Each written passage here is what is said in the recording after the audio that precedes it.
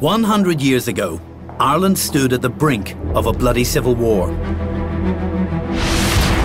At the time, the whole of the island was ruled from London, but a bill before the House of Commons at Westminster planned to establish Home Rule, creating a separate parliament in Dublin that would have extensive powers over Irish affairs.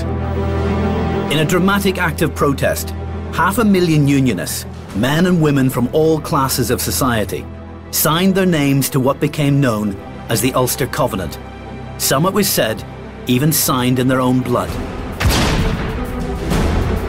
The first person to sign the Covenant was the charismatic Unionist leader, Edward Carson.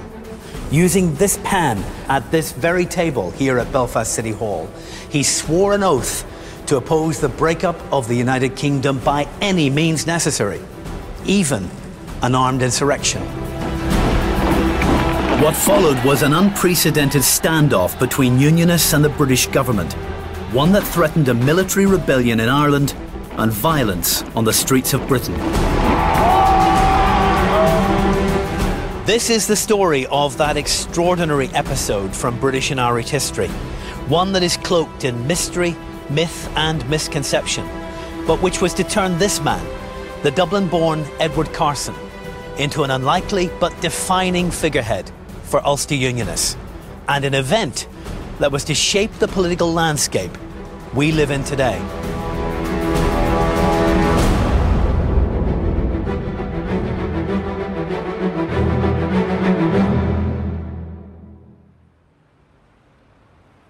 The Public Record Office of Northern Ireland in Belfast's new Titanic Quarter is a repository of our history.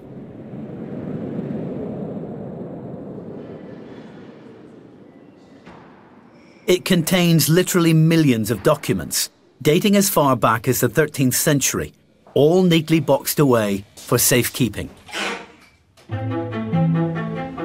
These boxes may look rather anonymous, but they contain the laws, the letters, the diaries, the accounts, the maps and the photographs that tell our story.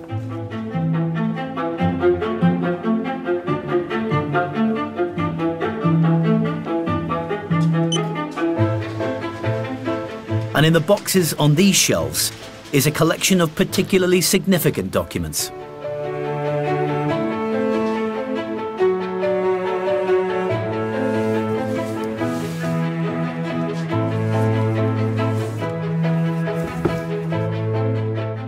Signatures, hundreds of thousands of them, bound together in little folders by county. Each full scat page contains 10 signatures, names and addresses, and at the top, a copy of the Ulster Covenant, the solemn promise made by Unionists and signed on a clear-skied Saturday in September 1912.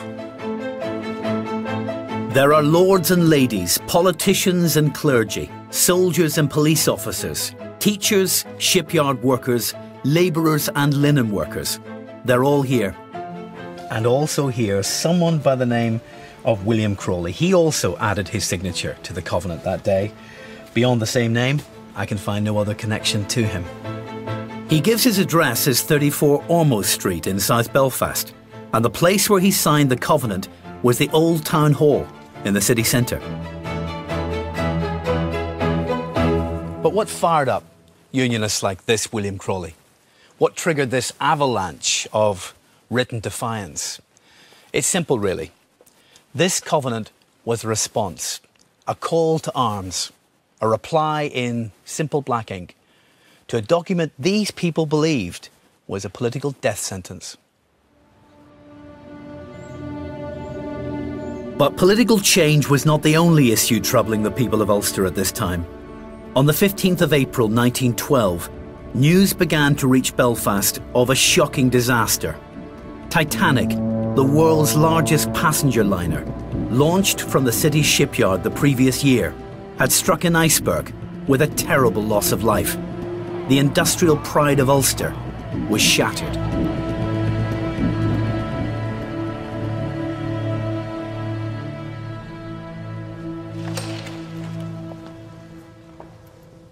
But Ireland's Unionists believed they were now facing an even greater crisis. 4 days before the Titanic disaster, the British Prime Minister, Herbert Asquith, had introduced the Home Rule Bill for Ireland.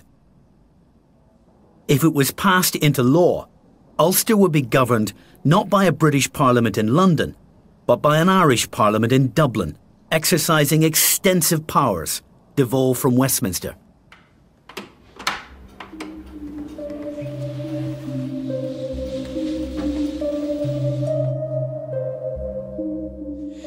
Here in the archives of the Houses of Parliament is this rather innocent-looking document. It's got a lovely parchment cover, the green ribbon of the House of Commons at the side, and it's called An Act to Amend the Provision for the Government of Ireland. We think of it as the Home Rule Bill, and it does look innocent, but in fact, this is what the Ulster Covenant was about. This is why 500,000 people signed their names and pledged, if necessary, to give their lives to fight.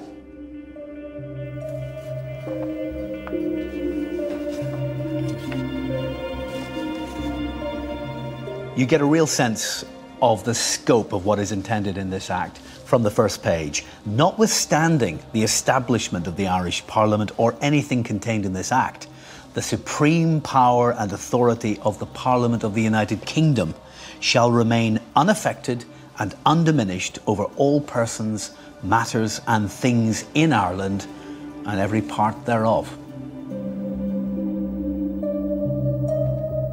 Why were Unionists so enraged by this document? Well, I think one way of dealing with that is to look at the Covenant itself. And the first point it makes is that it believes that this bill represents a threat to the material well-being of North East Ulster. It must be remembered at that time Belfast was considered to be one of the premier industrial cities in the world. The second point that they make is it's a threat to their civil and religious liberty. And the third key point, more positive, is the idea, it's a challenge to what they call the equal citizenship of Northern Irish Unionists within the United Kingdom. In addition to their concerns that this might eventually lead to independence, the Unionists were clearly also concerned about the influence of the Catholic Church. Home rule means Rome rule, they said. Yes, and again, that is an argument which it is very hard to say has been refuted by subsequent history. But there were particular cases which alarmed Unionists about the growing influence of the Catholic Church. And there are also occasions of very unwise statements by Catholic clergymen, as there are by some Protestant clergymen in this period, which again created a spasm in the Unionist mind. But the subsequent history of 20th century Ireland does not disprove the thesis that self-government is some form of Rome rule. It's really clear from the bill that the British king would remain the King of Ireland. How can this be read as a strategy towards independence? It's devolution, isn't it? Oh, it is devolution. Look, the best way of thinking about this bill now is to think of it as something similar to the Scottish model that we've seen in recent years. But it is equally reasonable to say, and the Unionists make this point again and again, once you have devolved this power, once you give the prestige of an Irish Parliament and you set it up in Dublin, and that Parliament says, we want to take further powers, we want to move in a more separatist direction, it's actually going to be very hard to stop it, because that Parliament will have a legitimacy and an emotional appeal which it wasn't there before. The seeds of the crisis had been planted 2 years earlier, in 1910, when a Liberal government was elected to Westminster with a majority of just 2 seats. That left the Irish Nationalists, led by John Redmond, the MP for Waterford, holding the balance of power in the British Parliament. With the crucial leverage they needed to press forward with Home Rule, they seized their moment. In return for the Irish Nationalists' backing in Parliament, Asquith's Liberal government supported their demand for Home Rule and agreed to introduce the bill in 1912. It was a political deal that kept the Liberals in power, but as events would prove, Asquith gravely miscalculated the ferocity of Unionist opposition to it. Asquith's cabinet colleague, Winston Churchill, would soon look that opposition in the eye when in February 1912 he travelled to Belfast to present the case for Home Rule. Fearing violence, the army even had to deploy 5 battalions of soldiers to guarantee Churchill's safety when he addressed a rally in the city. Afterwards, as crowds of Unionists gathered at the Belfast Hotel where Churchill was staying, the authorities arranged for him to slip out of the city through the back streets and secreted him away to an early departure from Larne Harbour. He exited Ulster, Unionists said, like a thief in the night. The political battle lines were drawn, sometimes literally, in cartoons and propaganda posters, caricaturing the key players in the unfolding drama. In the case of the Unionist campaign, depicting the political apocalypse that would befall the prosperous city of Belfast if Home Rule was granted.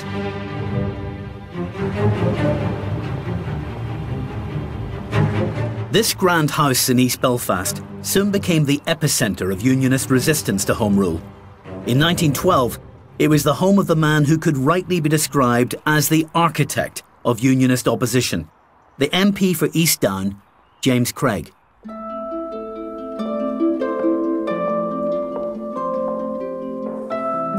Craig was the son of a self-made whiskey millionaire. He trained as a stockbroker, but it was his military service in the Boer War that equipped him with the tactical skills he would deploy in the Unionist struggle against Home Rule.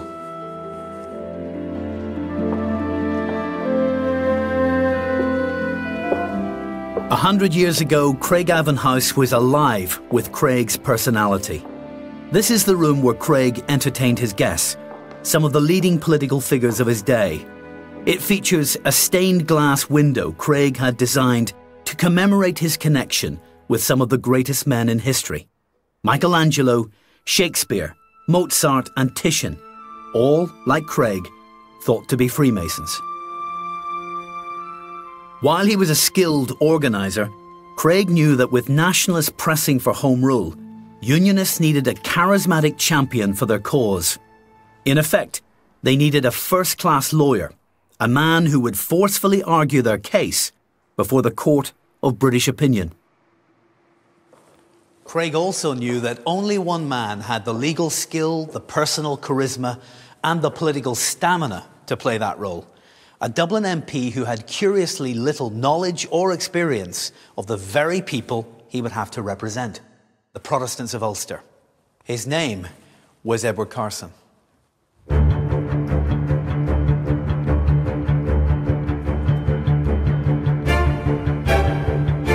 Student debaters at Trinity College Dublin are perfecting their skills as orators. This is the college's historical society, known to everyone as the HIST. People fear what they don't understand, and they hate what they cannot conquer. And it's where the public voice of the future leader of unionism, the Dublin-born Edward Carson, was first heard. I'm here today to beg you to stand in opposition to this foolhardy idea.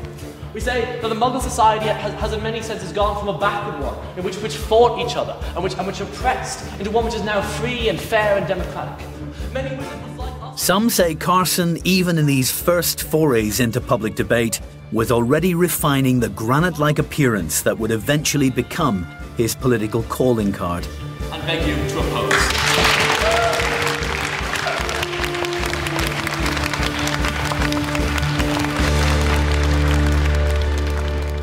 While Carson maintained a pretty mediocre academic record at Trinity, it was followed by a brilliant career at the bar that would see him acting in some of the most high-profile cases of his day. He was the victorious counsel in the famed Winslow Boy trial, when he defended a teenage naval cadet against an allegation of theft. Even more sensational was his role in the libel trial of one of his most celebrated contemporaries from Trinity days, Oscar Wilde. When Wilde discovered that he would face Carson in the court, he's reported to have said, "No doubt he will pursue his case with all the added bitterness of an old friend." Carson's growing distinction at the bar, both in Dublin and in London, made a career in politics almost inevitable. By 1905, he had served for 5 years as Solicitor General in a Conservative government, and when Irish Unionist MPs at Westminster needed a new leader after the election of 1910, Craig and others pressed Carson to accept the position. Carson knew the odds were stacked against the Unionist cause, but as he walked into Parliament as the new leader of Unionism, he did so with the uncompromising zeal of a resistance fighter.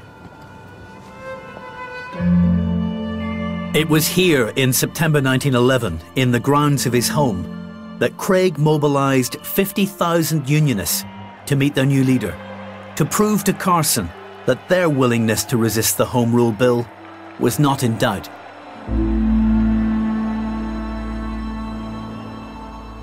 As Carson walked down the hill from the house, the massed Unionists gathered here roared their welcome. And as he moved through their ranks, he climbed a specially constructed platform at the centre of what is essentially a natural amphitheatre here. And in response to their demonstrations of support, he offered them determined words which anticipated the battle that lay ahead of them. "I know the responsibility you are putting on me today," he said. "In your presence, I cheerfully accept it, grave as it is. And I now enter into a compact with you, and every one of you. And with the help of God, you and I, joined together, will yet defeat the most nefarious conspiracy that has ever been hatched against a free people." Events were moving quickly. Carson's words were widely reported in the national press. But his rousing speech was soon dismissed by Winston Churchill as nothing more than the trivial frothings of a Unionist politician. Churchill may have delivered a colourful rebuff to their campaign, but Carson and Craig found a high-profile supporter in a national politician of Ulster descent. None other than the Conservative leader, Andrew Bonar Law. His father had served as a Presbyterian minister in Coleraine, and Bonar Law, a frequent visitor to the province, understood the mindset of Ulster Protestants better than Carson. On the 9th of April 1912, Easter Tuesday, Bonar Law was the guest of honour at a demonstration of Unionist strength in the Royal Agricultural Grounds at Balmoral in Belfast. 100,000 men and women paraded in front of his platform. And nearby, a 90-foot-high flagstaff flew what was said to be the largest Union flag ever woven. 3 days later, on Friday the 12th of April, the Home Rule Bill was introduced in Parliament. The following Sunday, the Titanic struck an iceberg. Amongst Unionists, the sense of depression and an air of impending defeat was palpable. The show of strength at Balmoral had been a triumph for Craig, but it was not enough. He wanted to give Unionists in Ulster an opportunity to put their convictions into words, to signal their determination in a binding oath. In late spring at his club in London, Craig found himself puzzling over the wording of that oath. Sitting nearby was a well-known Belfast businessman called B.W.D. Montgomery, who, seeing Craig's furrowed brow, asked him what he was working on. When Craig explained, Montgomery immediately suggested that he should model his text on the Scottish Covenant of the 17th century, which protested against interference by the king in the life of the church. They called for the club's librarian and asked him to bring them a book on Scottish history. Then hurriedly they searched for the Scots Covenant of 1638.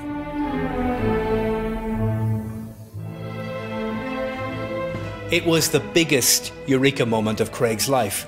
Rediscovering that covenant in the 20th century was a revelation.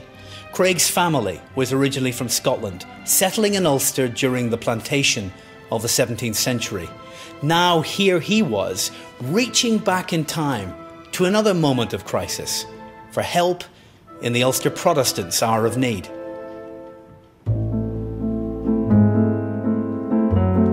Getting the wording of the Ulster Covenant right was a matter of huge importance. Craig wanted a manifesto that would set out the case against Home Rule persuasively, but he also wanted something that would move Unionists, if necessary, into action. Craig also realised that the lengthy, archaic language of the Scottish Covenant would be lost on most of his followers. He needed something simpler, more plain-spoken. The search was on for someone who could turn a phrase, but who also understood the quickening heartbeat of Ulster Unionists. The man given the crucial task of fashioning a completely original covenant is all but forgotten today. His portrait by the artist Frank McKelvey is stored away here at the Ulster Museum's archives.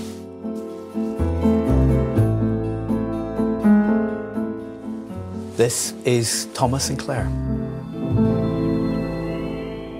A successful merchant and influential Presbyterian, Sinclair was a liberal in politics.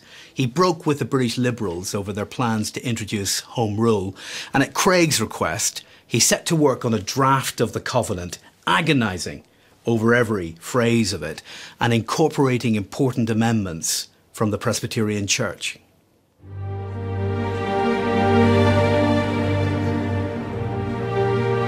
In short order, Sinclair delivered a text that put a smile on Craig's face. Short enough to be carried in the wallet of every Unionist, it would bind its signatories to a defiant defence of Ulster. Being convinced in our consciences that Home Rule would be disastrous, whose names are underwritten, subversive of men our of civil Ulster, and religious freedom, and solemn covenant to defeat the present conspiracy in to the event of such a parliament being forced upon us, and in using all means which may be found necessary, Home Rule would be disastrous, and trial confidently trusted, do hereby pledge yourselves in solemn covenant. Craig moved quickly to announce his new covenant in the press. Saturday the 28th of September would be named Ulster Day, a public holiday and a pivotal date in the history of Ireland, when the loyalists of Ulster would be invited to sign their solemn league and covenant. Leaving nothing to chance, Craig managed 10 days of rallies across the north of Ireland. Carson set out on the campaign trail, which began in Enniskillen, then swept eastwards through Ulster towns as he sought to mobilise the support of Unionists. He was greeted like a returning hero, with rank and file escorting him to platforms and tens of thousands of new volunteers marching past him in military order. But the wording of the covenant was still to be revealed. That moment also had to be carefully choreographed.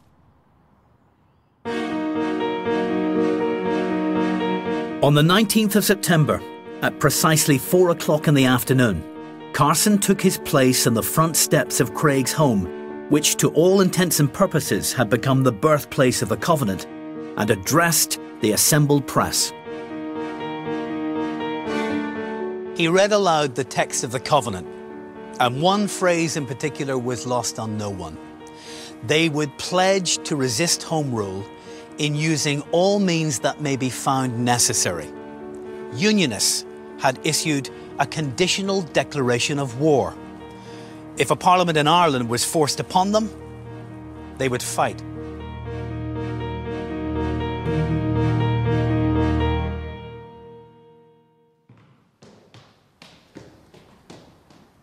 The charismatic man who would lead them earned not just the respect of Unionists, they looked to him as a political saviour. But Carson's public persona masked a deeply complex personality. What kind of man was Edward Carson? Well, he was an interesting and equivocal figure.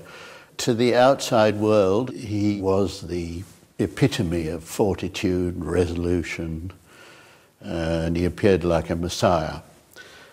But inside, he was a prey to self-doubt, and he was an intense hypochondriac. His letters to Lady Londonderry, for example, are full of complaints about his health and how he was taken to his bed yet again and that sort of thing. The Unionists clearly thought the Covenant a masterstroke, but it was certainly a political gamble too, wasn't it? Yes. The background was quite serious sectarian violence in this city, and the Covenant in a way was a safety valve. It allowed the people to let off steam in a ceremonial way by signing this solemn declaration. The Covenant may have been a safety valve, but it had within it this phrase, all means necessary, which was a kind of ticking bomb inside that document. Yes. I think they were prepared to do all things necessary. When Carson agreed to come over to the first mass meeting in 1911, he wrote to Craig and said, "I'm not for a game of bluff." And he wasn't, but his followers weren't either. So it was entirely serious. At a mass rally in the Ulster Hall, Carson urged his followers to translate their opposition to Home Rule into a binding contract. It was the 27th of September, the eve of Ulster Day. Inside, the hall was crammed to capacity. Outside, thousands more filled the surrounding streets, held together by a sense that they were not just watching a unique event unfolding, they were making common cause in a moment of history. The next morning, Carson rose early and returned to the Ulster Hall for a church service. Across the province, Ulster men and women followed his example, listening to sermons that drew parallels between the pledge they were about to sign and the Old Testament covenants between God and the people of Israel. Suitably stirred by that religious endorsement, Unionists made their way to one of hundreds of designated venues, mostly church halls, where they would add their names to Craig's solemn oath.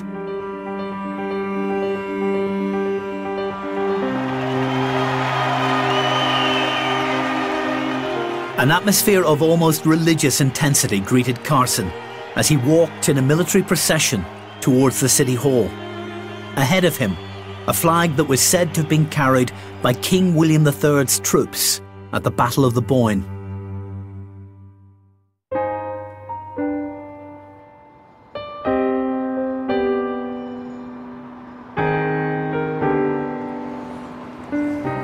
Belfast's newly built City Hall was by far the largest of the Ulster Day Covenant centres. It was just 6 years old in 1912, and this marked its transformation into the focal point of Ulster's defiance.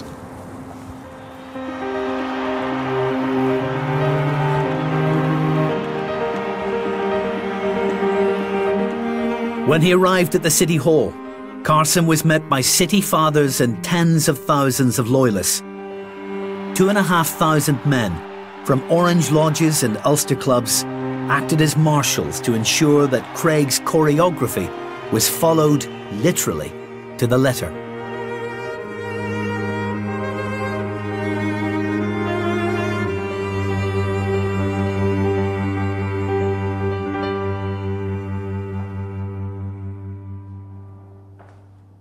Standing here under the dome of the City Hall, in this grand entrance space, surrounded by civic, political and religious leaders, Carson leaned over this specially constructed table, and this is the actual table. And as he looked down, he saw a copy of the Covenant that had been placed here by James Craig.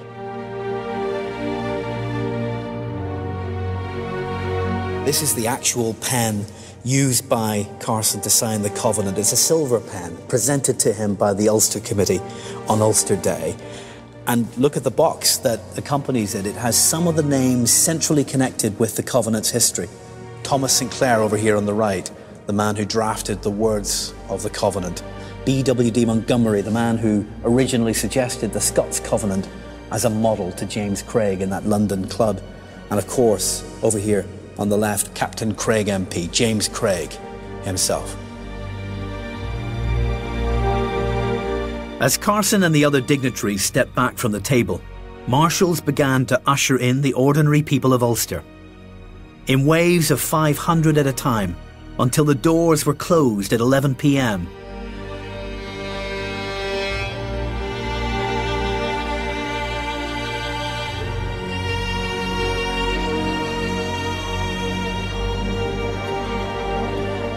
They signed using makeshift desks constructed along the City Hall's corridors.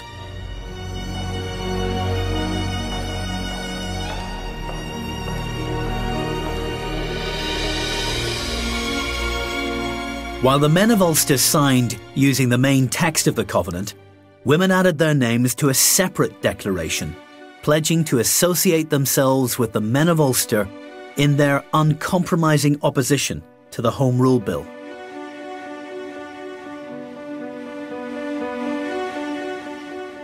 The resolve of those who signed on Ulster Day was so great, so visceral, that a story began to travel through the province and beyond, that some had even signed the Covenant in blood. There is, however, one signature that conforms to the myth. Major Fred Crawford. Or so it would seem. Crawford commanded the marshals on Ulster Day, and his signature here is written in red, unlike all the others on the page. Of course, it's possible that it's merely red ink. But look at this. Those who signed were given personal copies of the Covenant, and many of these were displayed on the walls of homes all across the country. This is Fred Crawford's personal Covenant certificate. It says at the bottom, the above was signed by me on Ulster Day in 1912, and then just look here, in my own blood.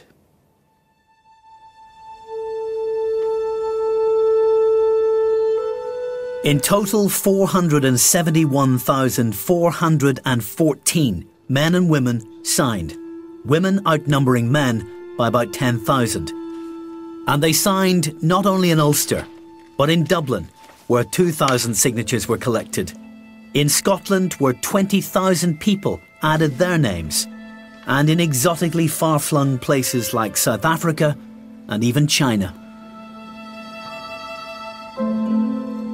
Some of them weren't even on land. This is a collection of signatures from a ship en route to Canada, bringing people from Ireland who were emigrating, and they've divided their signatures into second and third class passenger lists.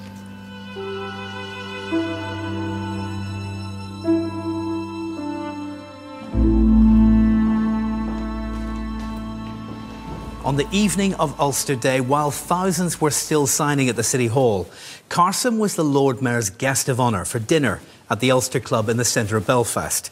They toasted the King and revelled in the sheer triumph they'd just witnessed.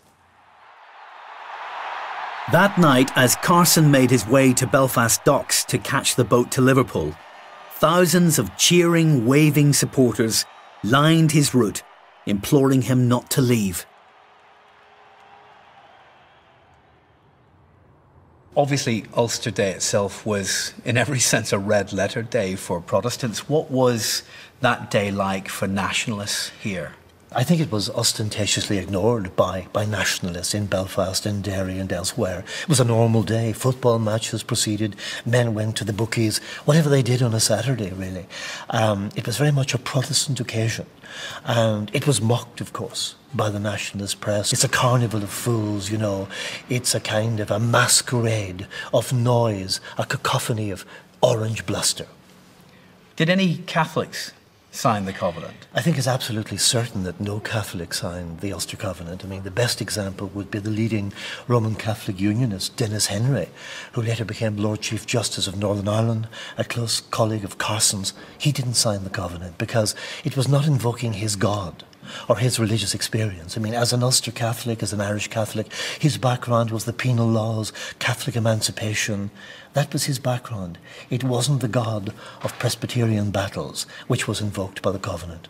There was also a counter-covenant of a kind, wasn't there? A second covenant? Absolutely. Towards the end of 1912, people like the Reverend J.B. Armour, the great Presbyterian minister from Ballymoney, Sir Roger Casement and others produced this counter-covenant which actually expressed enthusiasm for Irish Home Rule. And it was perhaps signed by about 3,000. Which is proof that not all Protestants were on the side of the covenant. It wasn't just one story. It certainly wasn't, and in certain areas like the Root area around Ballymoney where Protestant Home Rule sentiment was strong, and when in fact there was a very strong nexus of feeling, Ulster Day was hardly acknowledged at all, thanks to the influence of people like Armour and others. But I mean, throughout the bulk of Ulster, from Cavan to the Giant's Causeway to the streets of Belfast, there was this occasion of solemnity, of Protestant solidarity, preceded by church services, attended by the gentry, and of course in Belfast by people like Carson and Craig.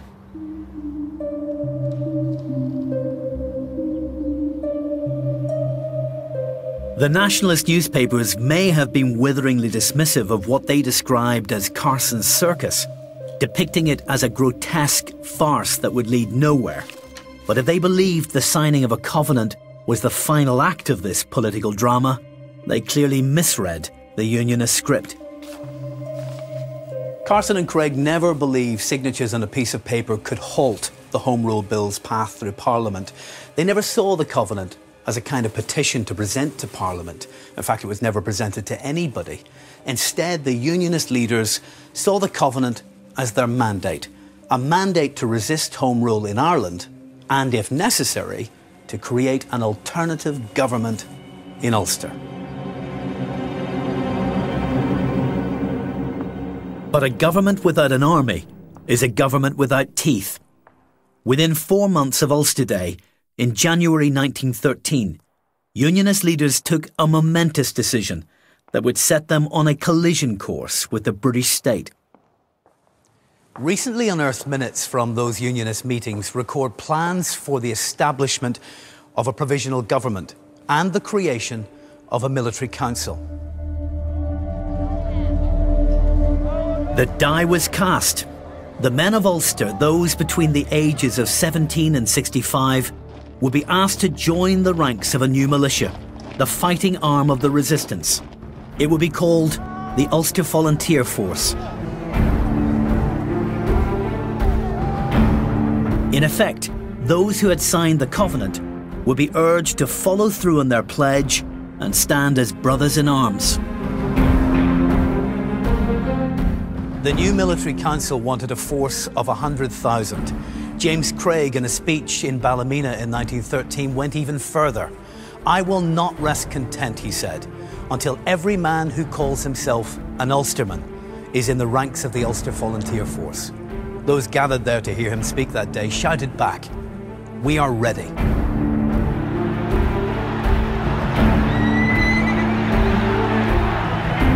Thousands of Unionist women also volunteered to serve as part-time nurses, but not only that.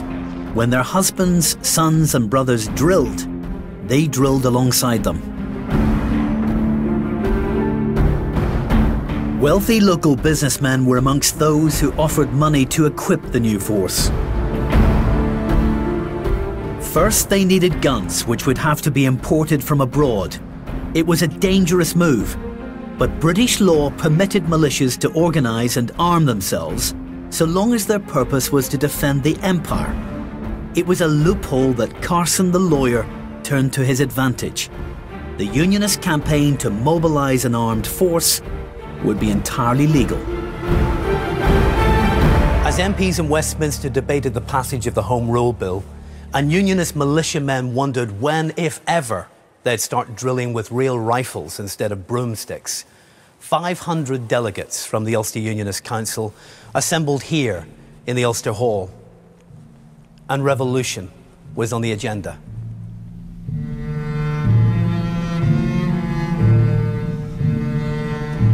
If the organisation of a militia was made possible by a legal anomaly, what was about to take place in the Ulster Hall was illegal to the point of treason. These minute books from the Ulster Unionist Council show that they voted that day in January 1913 to delegate their powers to a provisional government. Carson was named chairman of its central authority, and departments were formed dealing with finance and law, education and defence, transport and health, customs and excise, even a post office. When the public announcement of a planned provisional government was made, it was accompanied by the sound of flute bands and drums. UVF parades were held across the province, coordinated from the force's new command centre, here at the Old Town Hall in Belfast, now part of Belfast Laganside Courts.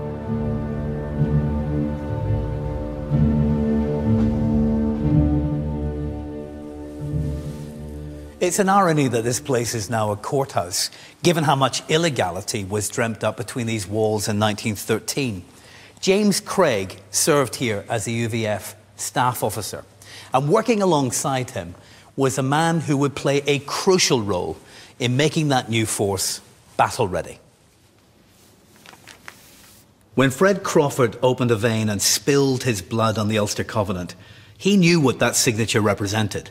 A willingness not just to risk his own life, but the lives of others in the fight against Home Rule. And Crawford's blood was stirred by adventure. He had travelled the world and saw action in the Boer War as an artillery officer. When he returned to Belfast, the same year Carson was elected to Westminster, he was drawn into the battle against Home Rule. Crawford's military experience and his developing contacts with arms dealers made him the perfect candidate to serve as the UVF's Director of Ordnance. But the force's efforts to get hold of guns would have to be conducted very secretly. In December 1913, Asquith's government used robust new legislation to close the loophole that permitted arms importation. Where others felt inhibited by this change in the law, Crawford was in his element. He loved to play the cloak and dagger role of a secret agent, scuttling from one fake identity to another, scouring Britain and Europe for contacts. And Crawford had a plan. If he pulled it off, he said, it would be a coup and a humiliation for Asquith's government. He faced opposition from some within the UVF Military Council, who clearly thought Crawford was, to say the least, out of control. But he knew he needed the support of one man above all others. At Carson's home in London's exclusive Belgravia district, Crawford set out his plan, one that he knew could cost him his life. He told Carson he would go through with it only if he had the Unionist leader's total support. Carson listened carefully, then looked Crawford in the eye and said, "Crawford, I'll see you through this business, even if I have to go to prison for it." Then he added, "You are the bravest man I have ever met." Crawford replied, "I leave tonight."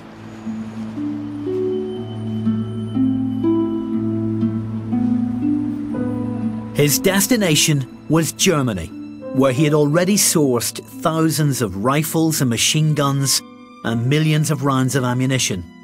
Now all he needed was a vessel that would transport the arms to Ireland.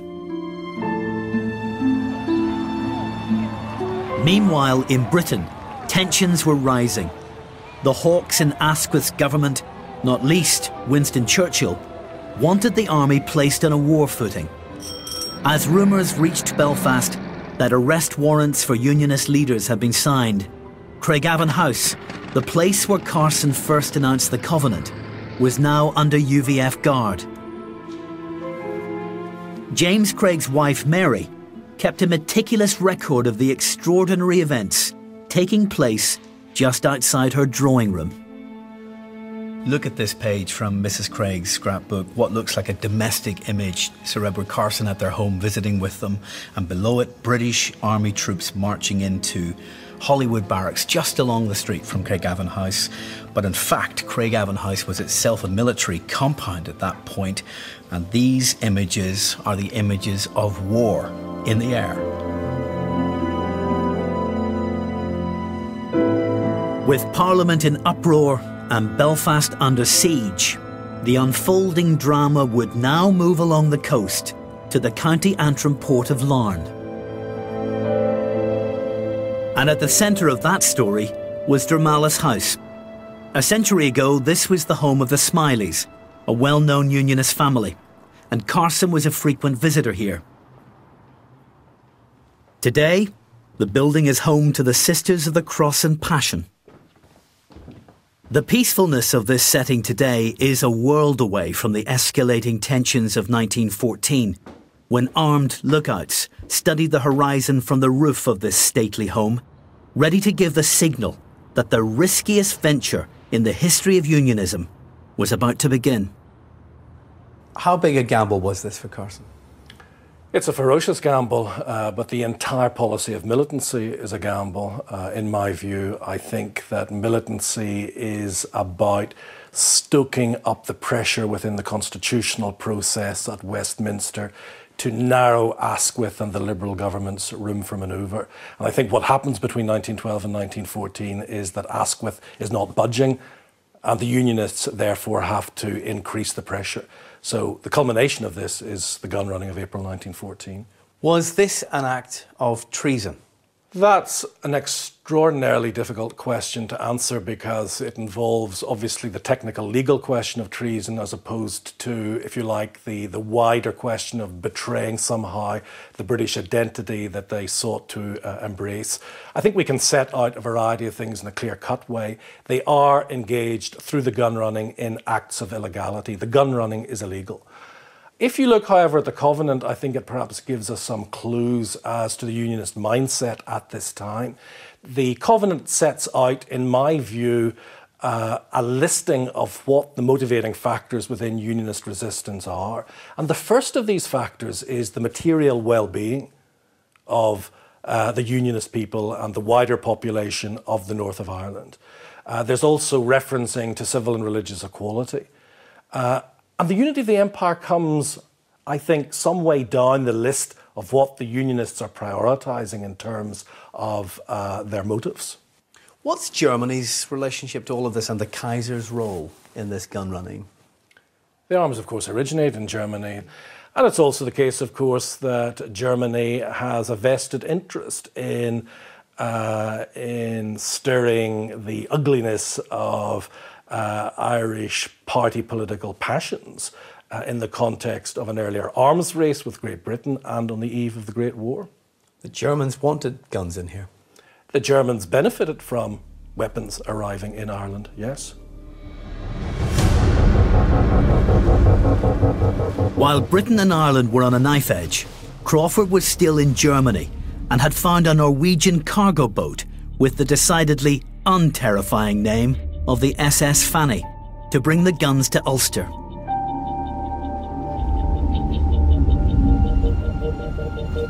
In March 1914, 25,000 rifles and more than 3 million rounds of ammunition were secretly transported from the docks in Hamburg and loaded onto the steamship before it set course for Ireland. It was a journey against the odds, as Crawford and his cargo had to evade capture while they made their way through the English Channel and into the Irish Sea.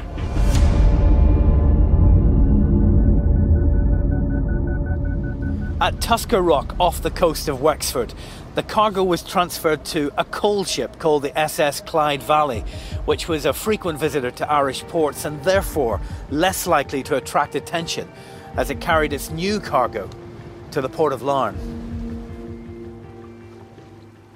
Though not before Crawford renamed the Clyde Valley the Mountjoy, after one of the vessels that came to the rescue of Ulster Protestants during the siege of Derry in 1689. Crawford's Mountjoy reached its final destination here at Larne on the evening of the 25th of April. With great haste, the ship's deadly cargo was carried to Dromalis House and quickly dispersed in convoys of motor cars to arms dumps across the north of Ireland. It was all done before the authorities knew anything was happening.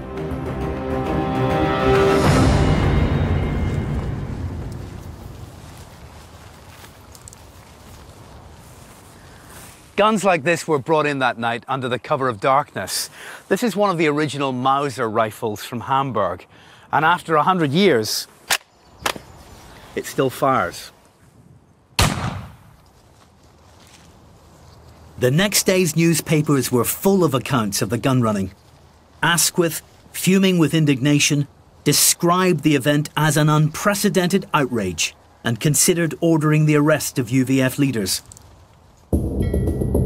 Advised that this would only inflame the situation, he relented and instead ordered a cruiser and 18 destroyers to patrol the coasts of Antrim and Down. Even the hardline Churchill was moved to talk of compromise, imploring Carson to seek an amendment to the Home Rule Bill to secure the interests of Protestant Ulster. Another consequence of the UVF's illegal gun running was almost inevitable. While some nationalists laughed at the irony of Unionists arming to defend themselves from their own British government, the Republican leader Padraig Pearse said, "The Orange man with a gun is not as laughable as the nationalist without one."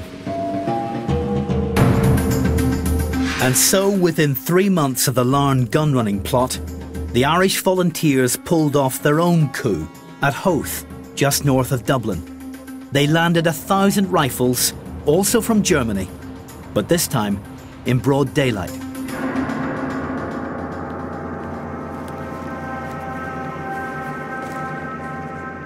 The stakes were now very high indeed. 2 armed militias were now drilling in Ireland. With the outbreak of fighting, supporters from England would almost certainly be drawn in to take up arms themselves and could even divide the loyalties of the British Army. Without a resolution, Britain itself could sink into civil war.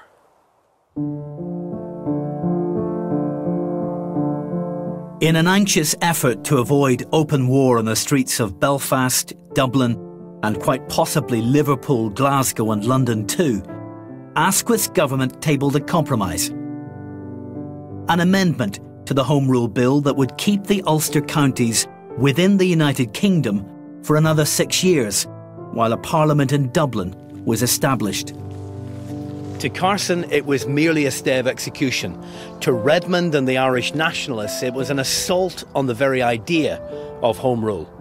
But while politicians argued, militiamen in fields just like this one in South Antrim practiced their shot.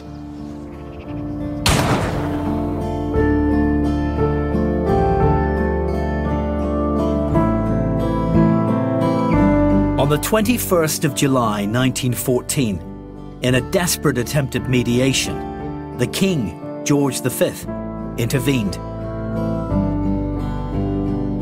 He invited both sides to a crisis summit here at Buckingham Palace. For the first time in Irish history, a formal peace conference, what today we'd call all-party talks, had been convened involving both Unionists and Nationalists. Under the King's roof, Asquith and Lloyd George listened for 3 days as Carson and Redmond bickered and debated with any hope of a compromise diminishing by the hour. The summit ended in deadlock. But events in Europe were already crowding out their arguments. 12 days after the Buckingham Palace conference ended in stalemate, Britain declared war on Germany. A war that would ultimately cost 35 million lives and redraw the map of Europe. The Home Rule Bill was passed into law in September 1914, but with an accompanying provision that delayed its implementation until after the war. Now, despite the intensity of the Unionist campaign to resist the bill, it was greeted in Ulster with silence. No violence on the streets, no protests, no demonstrations. Against the backdrop of war in Europe, it was practically ignored. The UVF, established to defend Ulster against what they saw as a treasonous British government, was soon to become the 36th Ulster Division of the British Army. They were to suffer devastating losses, a sacrifice they saw as the fulfilment of the promise they'd made in the Covenant to defend the Empire. Many of the Irish volunteers who armed themselves in response to the UVF also marched to war as the 16th Irish Division. They also bravely spilled their blood alongside their Ulster counterparts and wearing the same uniform. Home rule would eventually come to Ireland, but not as anyone had predicted. In the partition of the island that followed the War of Independence in 1921, the South would govern itself as the Irish Free State. The 6 northeastern counties of Ulster, those where Home Rule was most resisted, were renamed Northern Ireland and granted their own devolved parliament here at Stormont. It's one of the many ironies of this story that a campaign aimed at resisting a parliament in Ireland would eventually lead to just that. As an Irish unionist from Dublin, Edward Carson ended his political career disillusioned by the partition of Ireland. Likewise, the unionists of the other 3 counties of Ulster who signed the Covenant, Donegal, Monaghan and Cavan, felt betrayed, excluded from the new state of Northern Ireland. Carson lived out the rest of his life in London. The man who once sanctioned illegal gun running was to become a British law lord. He's buried in St Anne's Cathedral in Belfast, a city he never lived in and which he said he hardly knew.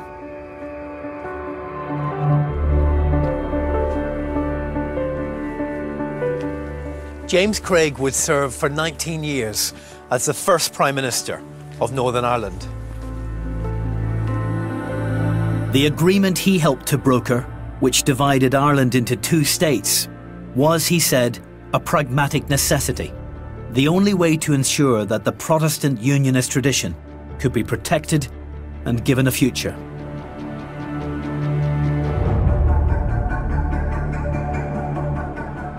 Craig's buried just feet away from Parliament buildings, out of sight, still permitting the charismatic Carson to steal the limelight.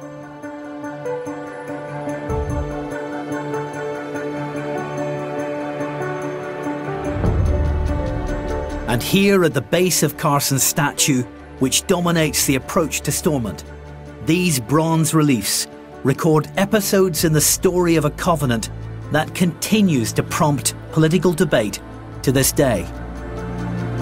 To some, it's the birth certificate of the new Northern Ireland, a symbol of loyalty and sacrifice. To others, it's the reason why this island was divided, the trigger that fired us into open conflict almost half a century later. However we read it, this much is clear. This covenant, with its 500,000 signatures, united 2 very different men, Carson and Craig, in a struggle that would define both their lives and ours.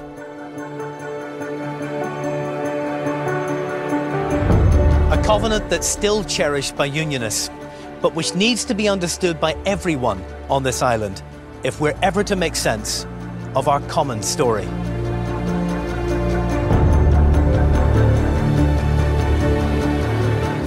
And there's more information on the Ulster Covenant at bbc.co.uk/Northern Ireland. Tomorrow on BBC Newsline, Julian O'Neill looks back at what else was happening in Belfast in 1912. That's here on BBC One Northern Ireland at 6:30.